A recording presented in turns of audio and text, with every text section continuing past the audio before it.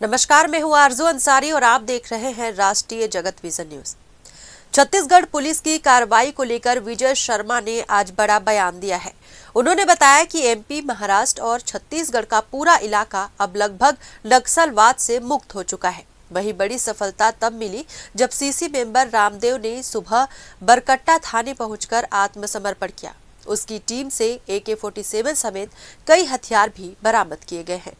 विजय शर्मा ने साफ कहा कि ये लंबे समय से चल रही रणनीतिक कार्रवाई का नतीजा है। साथ ही नशा तस्करों और ASI से जुड़े नेटवर्क को लेकर उन्होंने सख्त चेतावनी दी। उन्होंने कहा कि छत्तीसगढ़ में नशे का कारोबार करने वालों की संपत्ति जब्त की जा रही है। अब कोई ये न समझे कि 6 महीने जेल काट कर बाहर आकर फिर ऐश करेगा। एक पैसा भी नहीं बचेगा, सब जब्त होगा।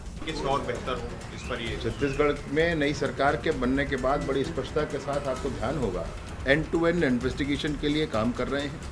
यहाँ तक यह भी फाइनल किया हुआ है और अनेक प्रकरण पहली बार छत्तीसगढ़ में हुए हैं जिसमें ऐसे लोग जो नशे का कारोबार कर रहे हैं उनकी संपत्ति जब्त करने का काम किया। सफेमा के माध्यम से ये कार्रवाई छत्तीसगढ़ में की गई है, आगे भी की जाएगी। कोई ये ना सोचे कि मैंने संपत्ति जुटा ली, अब 6 महीने की जेल काट करके मौज करूंगा जिंदगी में, ऐसा नहीं होगा।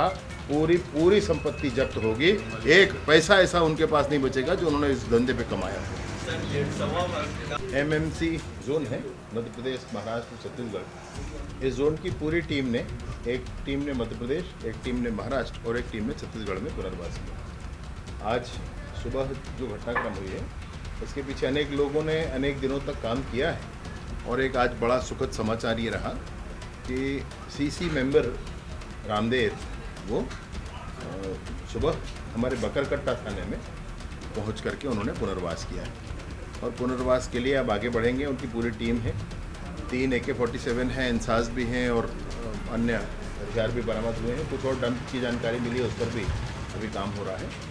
तो ये बड़ी सफलता है। आज जब मैं आपसे बात कर रहा हूँ तो MMC जोन पूरी तरीके से क्लियर हो गया है। कुछ शेष थे वो भी वापस आ गए। सर, ये ड्रग फिलहाल इस खबर में बस इतना ही। देश प्रदेश की खबरों से अपडेटेड रहने के लिए हमारे चैनल को सब्सक्राइब करें और नए खबरों के नोटिफिकेशन के लिए बेल आइकॉन जरूर दबाएं। नमस्कार।